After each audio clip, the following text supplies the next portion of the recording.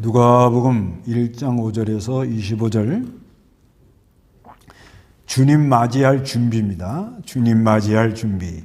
여기 17절에 보면은 그가 또 엘리야의 영과 능력으로 주님보다 앞서가서 아비들의 마음을 자녀들에게 돌아오게 하고 불순종하는 자들을 의인의 지혜로 돌아오게 하여 백성들이 주님을 맞이할 준비를 하게 할 것이다. 이렇게 말씀하거든요. 주님을 맞이할 준비. 그래서 여기는 세례 요한이 앞으로 이렇게 태어난다, 출생할 거다 하는 것을 예고하는 그런 내용인데요. 여기 5절 한번 읽어보세요.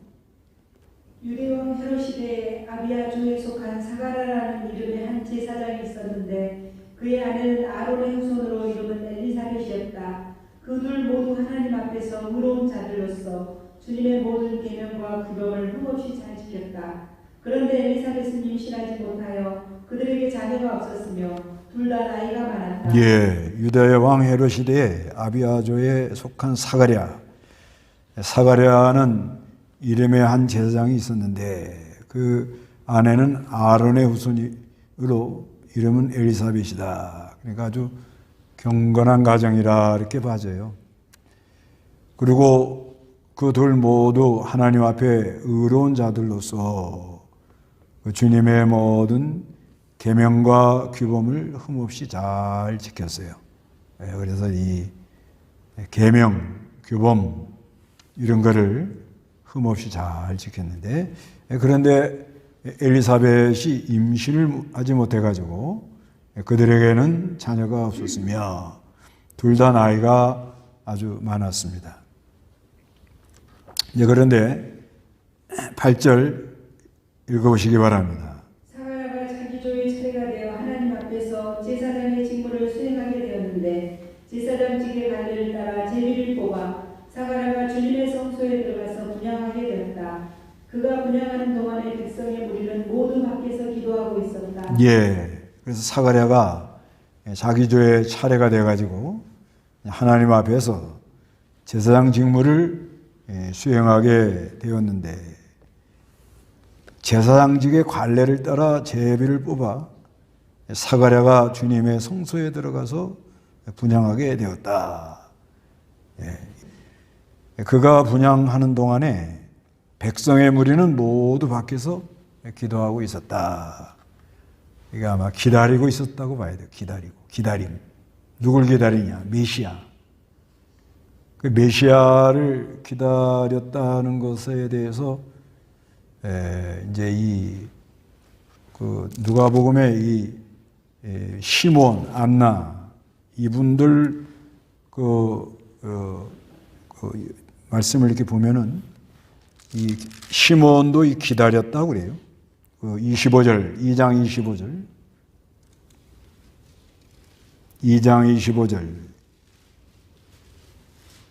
25절.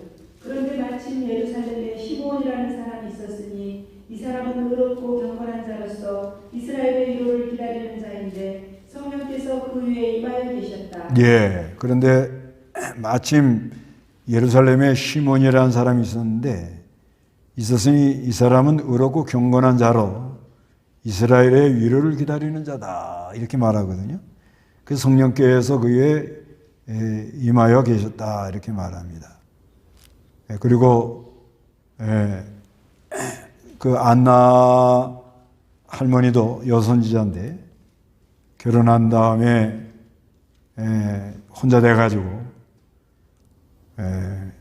남편 7년간 결혼 생활하다가 그 후로 혼자 돼가지고 84까지 됐는데 성전을 떠나지 않고 밤낮으로 금식하고 기도하며 하나님을 섬겼습니다. 그리고 38절에 여기 이제 2장 38절에 마침 이때에 나와서 하나님께 감사를 드리고 예루살렘의 구속을 기다리는 모든 일 그러잖아요. 예루살렘의 구속을 기다리는 모든 이들에게 그 아기에 대하여 말해줬다 이렇게 말합니다. 그러니까 이스라엘의 구속, 그리스도를 기다리는 거죠. 이스라엘 예루살렘의 구속을 기다리는 모든이, 시몬도 늘 이스라엘의 위로를 기다리고 있었고, 그리고 이 안나 할머니도, 안나 선지자도 예루살렘의 구속을 기다리는 모든 이들에게 그 악에 대하여 말해줘요. 그러니까 사람들이 그때 당시 예수님 오실 걸 많이 기다리고 있었다 이렇게 봐주는 거예요. 그래서 여기 그 제사장이 들어가 성소에서 이렇게 기도하는 가운데 백성들도 밖에서 기도하는 거는 기다리고 있었다고 이렇게 봐야 됩니다. 기다리고. 그게 원만해요. 성경 전체적으로 보면. 실제로 우리도 신앙생활 하는데 뭐 일단 하나님이 사람을 세워서 하니까, 그래서 그 교회에 인도하는 사람이 기도하러 간다든가 은혜 받으러 간다든가, 그 은혜 받으러 가는 거 가지고 얼마나 그 사모하면 가겠어요. 사람이면 안 된다 하는 걸 뼈저리게 느끼니까, 그래서 하나님이 은혜를 주셔야 심부름을 할 수 있겠다는 그런 간절한 마음으로 이렇게 가잖아요.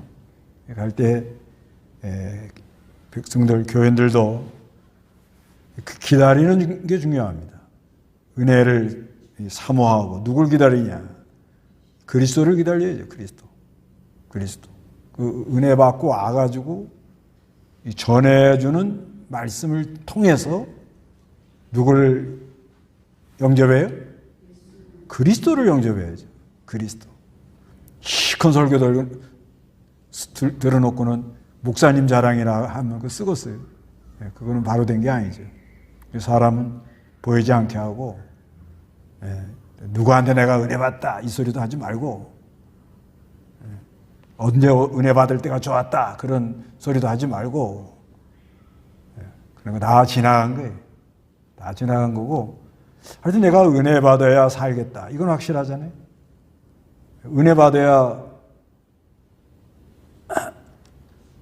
엠마오로 내려가는 제자들처럼 터덜터덜 내려가지 않지 않아요? 우리가 다 오늘 이렇게 다 듣고도 터덜터덜 또 걸어간다고.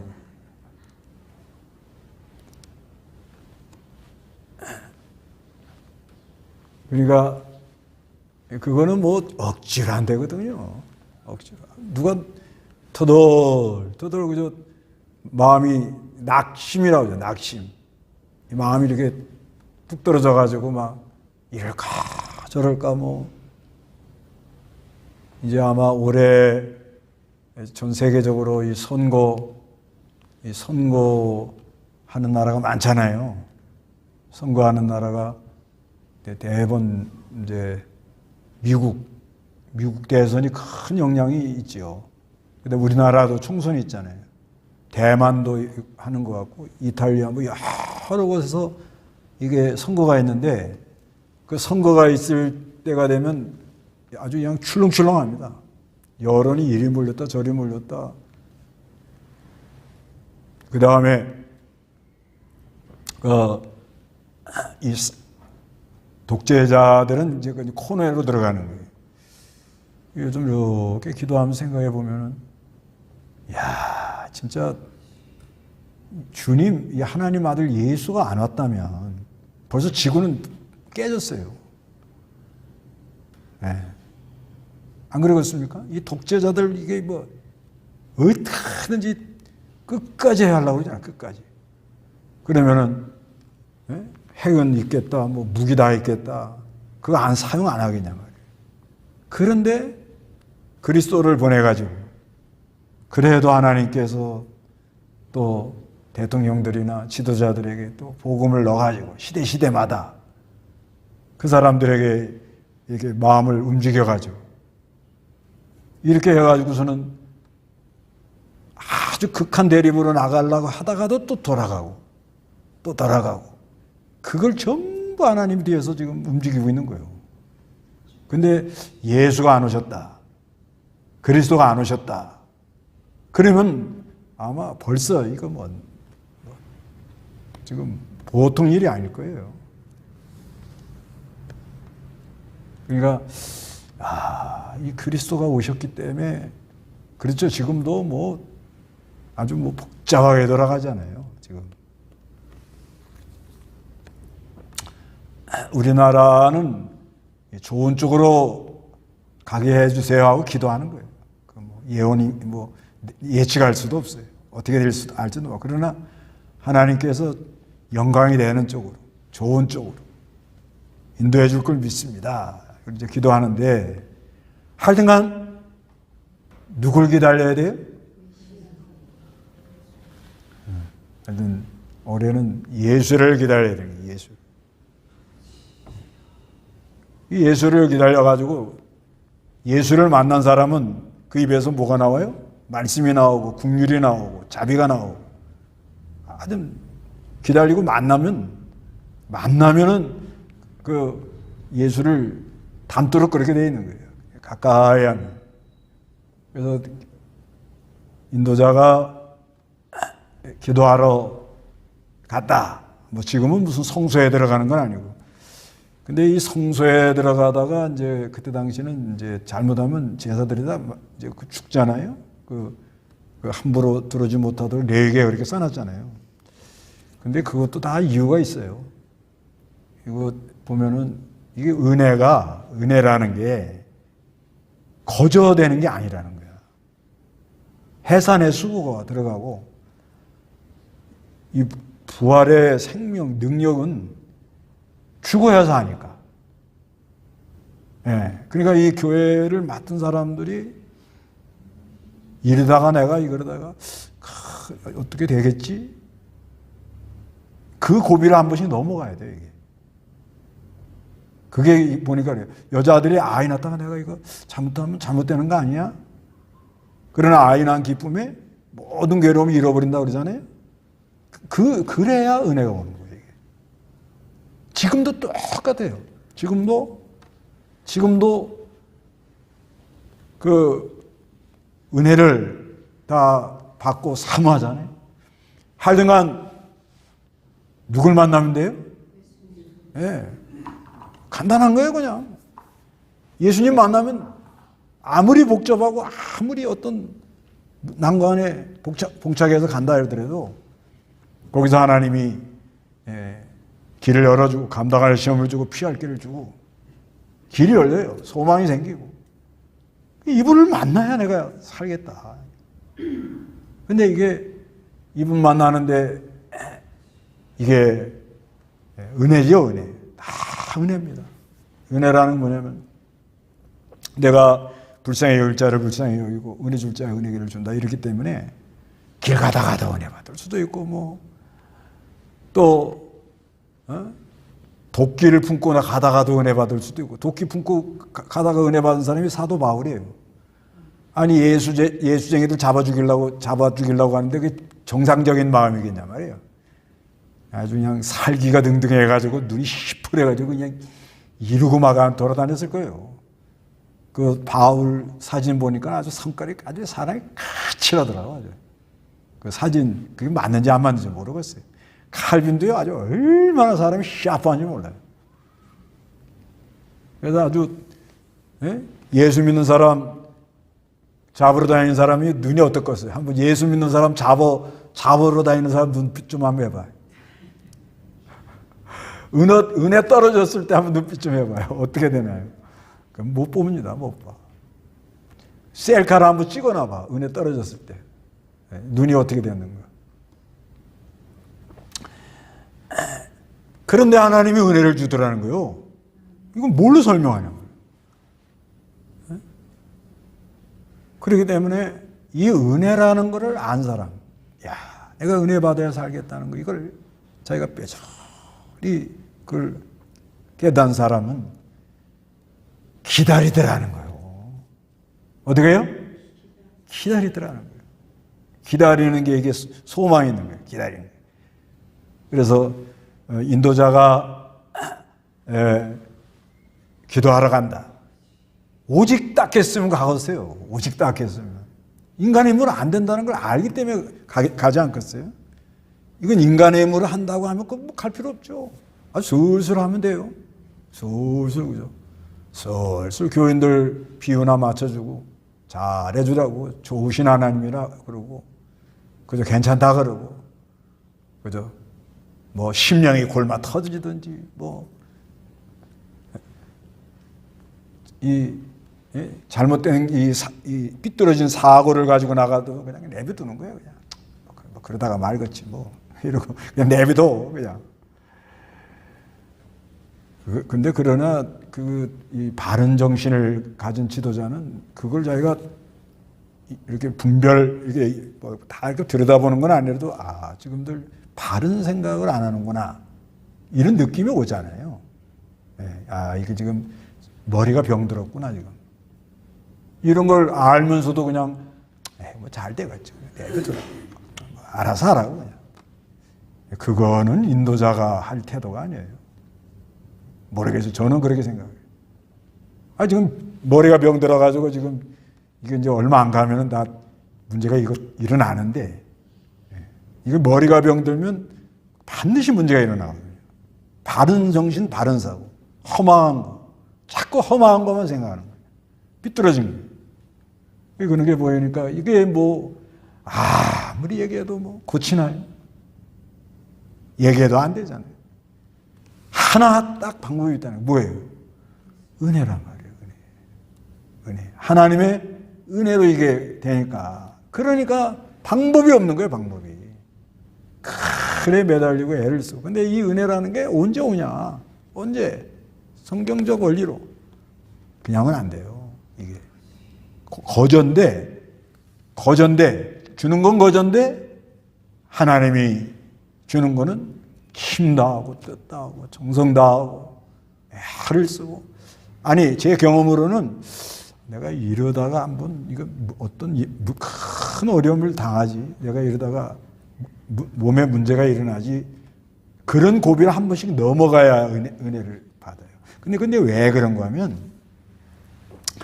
저 같은 사람 그냥 은혜를 계속 거저주면 뭐예요? 지 잘난 맛을 살아.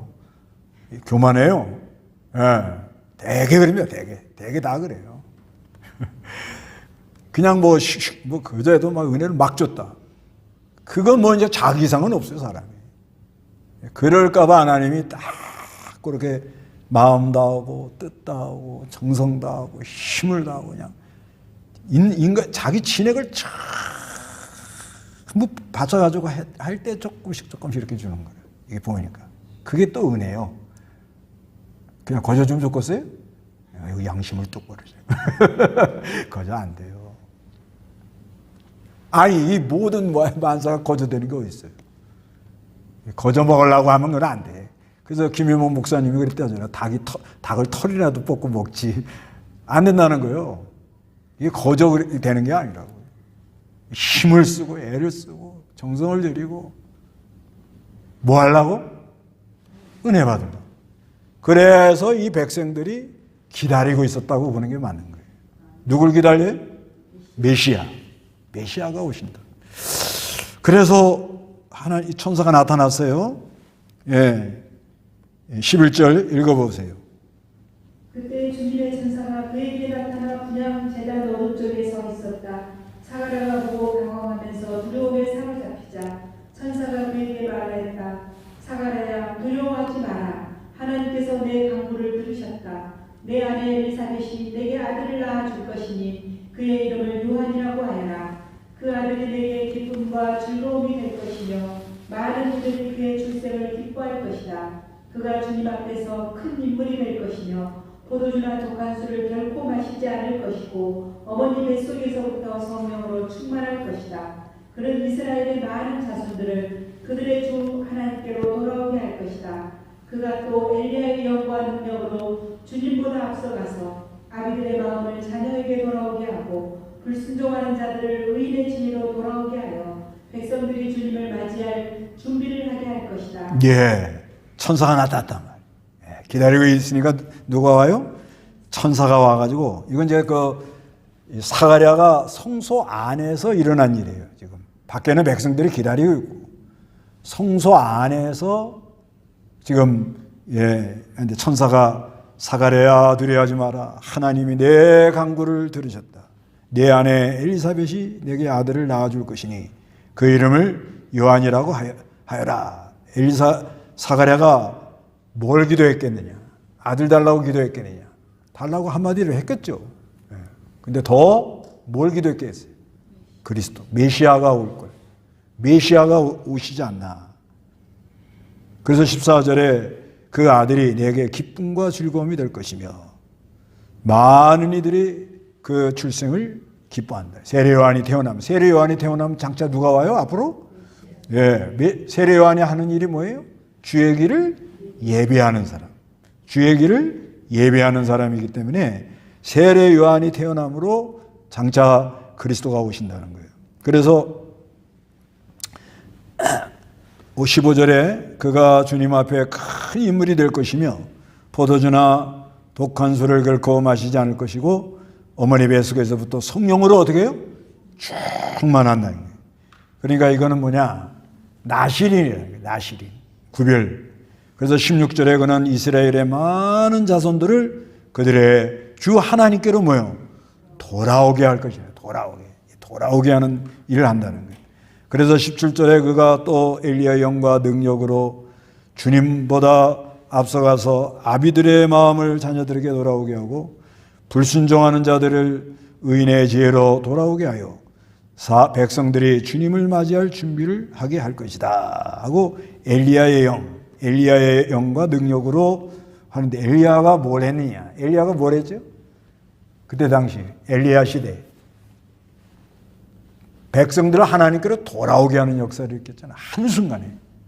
아주 그냥 아세라 목상 바알 우상 섬기는 것을 아주 갈렙산에서 갈렙의 전투 아주 하늘에서 불이 내려오도록 하죠. 불이. 참신이 하늘에서 응답하는 신이 참신이다. 그래서 하늘에서 불이 내려와가지고 그 불이 내려와서 엘리야가 만들어놓은 제단에 하나님 역사가 나타났을 때 백성이 어떻게 해요? 한순간에 하나님께로 돌아갔거든요. 엘리야의 영이라는 건 뭐냐면 하나님께 돌아오게 하는 것을 말하는 거예요. 근데 여기 이제 말라기 4장 6절에 요거를 인용합니다. 말라기 4장 6절. 그가 아버지의 마음을 자녀에게, 자녀의 마음을 아버지에게 돌이킬 것이다. 그렇지 않으면 내가 와서 이 땅을 진멸할 것으로 칠 것이다. 여기 이제 말라기 4장 5절부터 보면 보아라, 여호와의 크고 두려운 날이 이르기 전에 내가 너에게 선지자 엘리야를 보낼 것이다. 이제 엘리야가 온 이후 몇백 년이 지난 다음에 하는 말이잖아요. 이 말라기는 주전 약 한 400년경이라고 봐야 되니까. 그런데 요거는 앞으로 세례 요한이 올 거를 예언한 거예요. 요 예언대로 세례 요한이 왔는데 그가 아버지의 마음을 자녀에게, 그 다음에 자녀의 마음을 아버지께로 어떻게 해요? 돌이키는 역사가 있다. 그렇지 않으면 내가 와서 이 땅을 진멸함으로 칠 거다. 엘리야가 온다는 것은 세례 요한이 와가지고 세례 요한이 와서 하는 일은 뭐다? 하나님께로 돌아오도록, 사람들의 마음을 어떻게 하나님께로 돌아오도록 그렇게 만들어 주겠다는 거죠. 그래서 백성들이 주님을 맞이할 준비를 한다는 거예요. 그러니까 우리도 주님을 맞이할 뭘 하라고요? 준비. 그래서 이 세례 요한이 한 게 뭐냐면 주의 길을 예배합니다. 주의 길. 마태복음 3장 그 앞에 마태복음 3장 3절. 이 사람은 선지자 이사야를 통하여 말씀하신 그 사람이 말하기를 광야에서 외치는 이의 소리가 있다. 너희는 주님의 길을 예비하고 그분의 좁은 길들을 곧게 하여라 하였다. 이제 이사야 40장 3절에 광야에서 외치는 이의 소리가 있다. 너희는 주님의 길을 예비하고 그분의 좁은 길을 곧게 하라 하고, 세례 요한은 주님이 오신다 하는 것을 뭐예요? 길을 예비한 사람이라는 거예요. 예비한 사람. 그래서 광야에서 뭘 했어요? 외치는 자가 됐다. 외치는 소리. 그러니까 말씀은 전하고 자기는 없어지는 거예요. 세례 요한이 그거란 거예요. 그리고 하나님의 백성들을 하나님께로 돌아오도록 주의 길을 예비하고, 그리고 세례 요한은 요한복음 30장 30절에는 뭐라고 그래요? 그분은 흥하고 나는 새해도 줬다.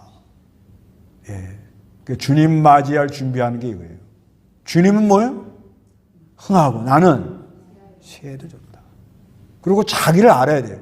그래서 세례 요한이 요한복음 1장 27절에는 그분은 내 뒤에 오시는 분이지만 나는 그분의 신발끈을 풀어드릴 만한 자격도 없다. 나라는 존재가 과연 어떤 존재냐? 감히 뭐 이제 이 정도 이렇게 깨달은 사람들은 별로 말이 없어요. 별로 말이 없습니다. 이 정도로 이렇게 깊이 그러니까 주님을 맞이할 준비하는 건데, 그러니까 주님이 오신다, 메시아를 다 기다린단 말이죠. 기다리는데 메시아가 이제 와요. 오는데 메시아가 온다는 걸 누가 얘기를 해준다고 지금요? 세례 요한. 그 세례 요한 한 일이 뭐예요? 백성들의 마음을 하나님께로 돌아가도록.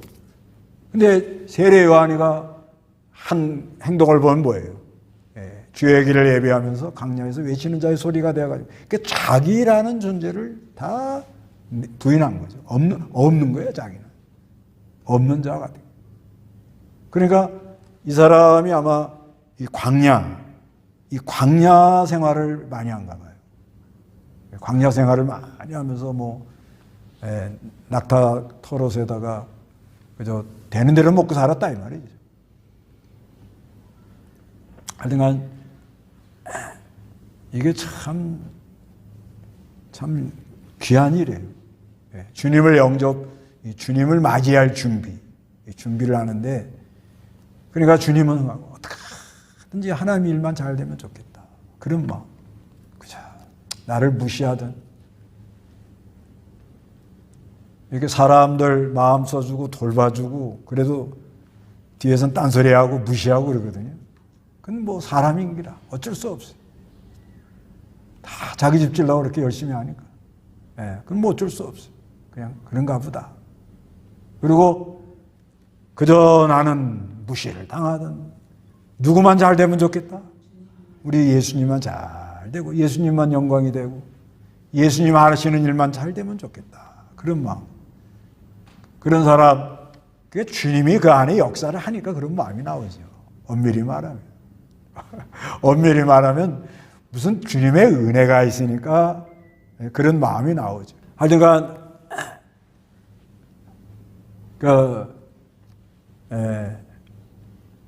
주님이 주신 은혜가 있으니까 하여튼간 그런 마음이 나오는 거죠. 그래서 하여튼 우리가 이 주님을 기다리는 거,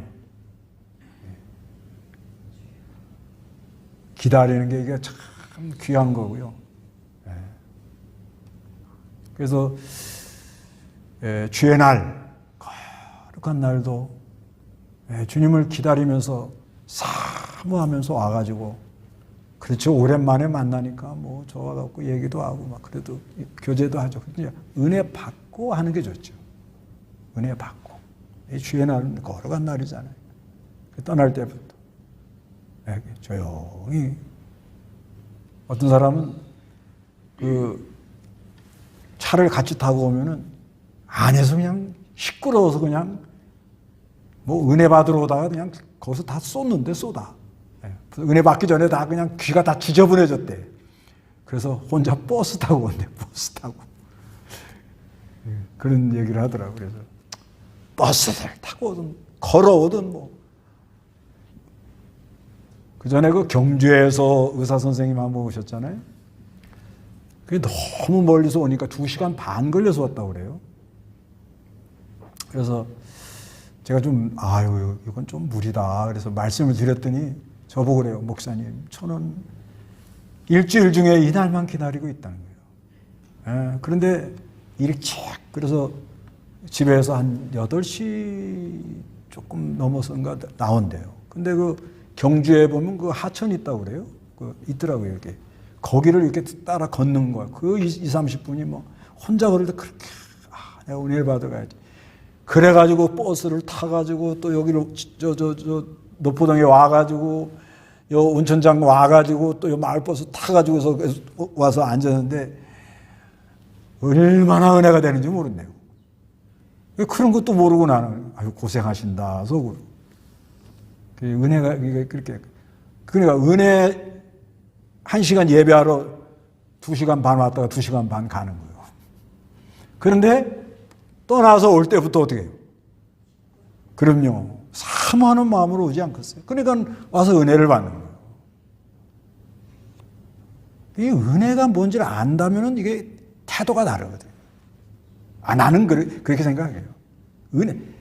은혜가 뭔가를 알면요.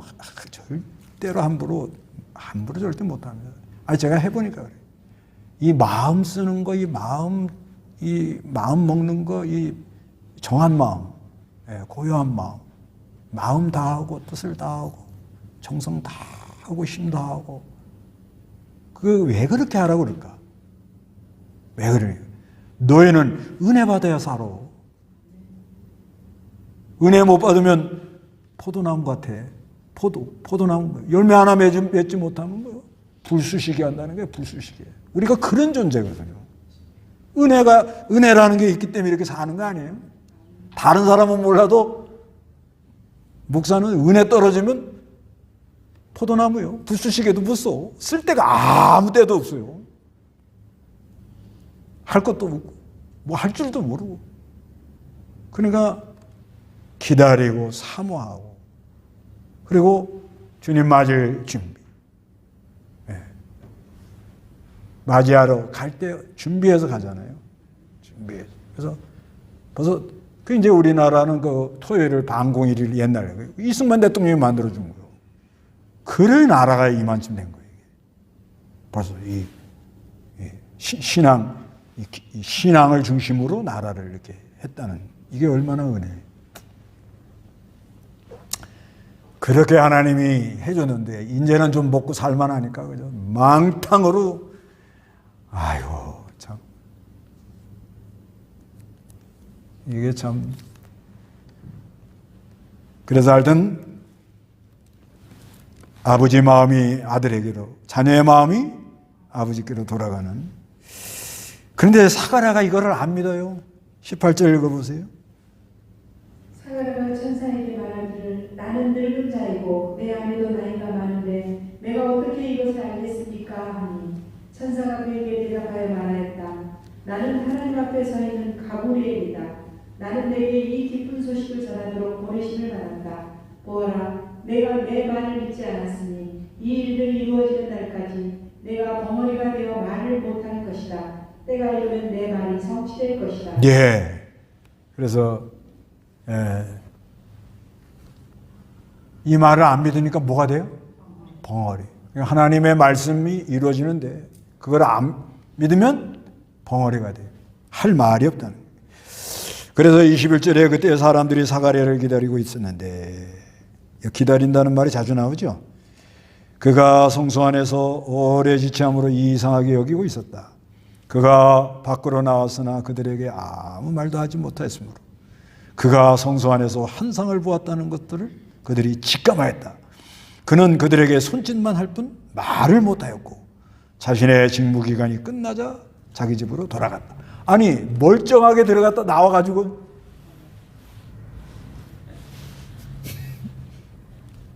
야, 그게 얼마나 백성들이 그때 저 안에 무슨 일이 있었구나. 이제 백성들이 이렇게 알게 되나요. 그래서 24절에 그 후에 그 아내 엘리사벳이 임신하였고 5달 동안 응거하여 지내며 말하기를 그러니까 이제 하나님의 말씀이 이루어졌을 때 그게 금방 막 내가 성소에 들어가서 천사가 하는 말을 들었는데 우리 셋씨가 아이를 가졌어요. 주책이에요. 주책 늙어가지고 그렇게 하지 말고 어떻게 해요? 은혜 받은 다음에 조금 은거하는 생활. 은혜 받은다면은 그걸 고요히 깊이 하나님이 하시는 일이 무엇일까? 이런 생각. 이게 필요하다는 거죠.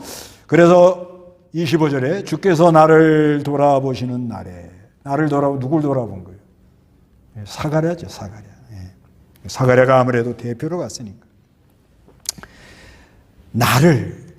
주께서 나를 돌아보시는 날에 반드시 우리 하나님이 나를 돌아보시는 날이 온다. 이걸 믿는 거예요. 이게 신앙인 거예요. 반드시. 지금 들어갔다 나와서 뭐가 돼서 자기가? 벙어리. 얼마 만에 이게 풀려요? 10달. 예. 그 아들 세례 요한 나와서 이름 져줄 때 딱 풀리잖아요. 뒤에 가서요. 그죠? 예. 그때까지는 뭐가 돼서 자기가? 벙어리요, 벙어리. 그러지만 그 하나님이 하신 말씀대로 아들이 생겼어? 벙어리가 돼도 좋아? 좋아요. 네. 그러면서 하는 말이 뭐예요? 주께서 나를 돌아보시는 날이 온다. 네. 주께서 나를 돌아보시는 날에 나에게 이렇게 행하셔서 사람들 가운데 나의 부끄러움을 없애주더라는 거예요. 그래서 우리가 뭐 애가 없다, 내가 벙어리가 됐다, 그냥 다 지나가는 일입니다. 아셨어요? 주께서 돌보시는 날에 하나님의 역사가 일어나면 나의 부끄러움을 없애줄 걸 믿으세요. 그러니까 우리는 누굴 기다려요? 주님을 기다려요. 주님 맞을 준비하는 우리가 되시기 바랍니다. 다 같이 기도하겠습니다.